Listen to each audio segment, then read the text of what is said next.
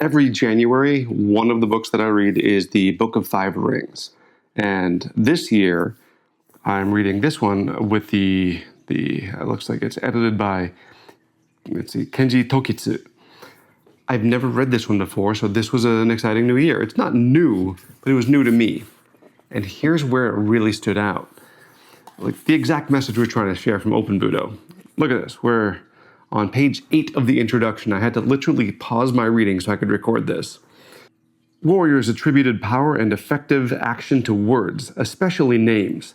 That is why the name of a technique was so important secret for something or for someone seeking to understand the mind behind it. Anonymous transmission of a martial art did not exist, at least for warriors. For them, the simple knowledge of how to do something was limited and incomplete.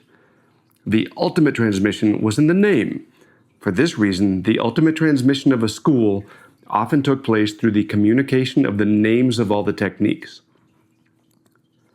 of which the practitioner had already, for the most part, attained mastery. One did not fully acquire the technique of a school until it had been named. The exact thing we're trying to help everyone picture is a school or a practitioner group where you train on the skills all the time. It doesn't matter what you call them until you need to call them something. So please think of it that way. You're not looking for someone to get mastery on day one. I'd be great, but they're not going to happen that way. So give them the skills, the practice, the opportunity to work through the exercises, not expecting them mastery yet. After they've figured something out for themselves and found a way to make it work, then give them a name for the technique. Imagine working the grips of all the gyakuwaza, omote gyaku, ura gyaku, all the takeyori, all of it, and finding ways to keep the grip, and then finding ways to bend the arm, and then finding ways to disbalance the whole body. Once you've mastered that skill for yourself, and then someone says, hey, by the way, in this lineage, they call it this thing, and in that lineage, they call it that thing.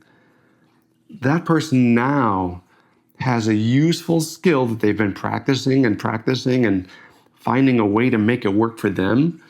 And you can look at it and say, oh, you figured that thing out. You know what we call that? We call that omote gyaku, ura gyaku, takeyori. That is what we're saying in the constraints-led approach or the ecological dynamics, the nonlinear way of learning. Isn't that you do this checklist of techniques. So if Musashi, or at least this guy's edition, which I'm enjoying so far, this early on, if that works for them, why wouldn't it work for you? Give it a shot, practice a skill, let someone learn the skill before they have any name for it, any context for it. Then give them that opportunity, give them the name for the thing. Give it a shot. If it works out for you, please share. If it doesn't work out for you, please share so we can adjust our messaging. But this is like the best way to start my new year. Got a lot of big things coming up for you. But most of all, I want to share a Happy New Year message and new inspiration. So pick up the Book of Five Rings. Maybe join me for the January reading of this year's Book of Five Rings. And if you're interested in not only reading this book together, maybe with me this month, check out some of the book reviews that we're doing here at Open Budo. And here's one that is particularly guided toward making you a better instructor.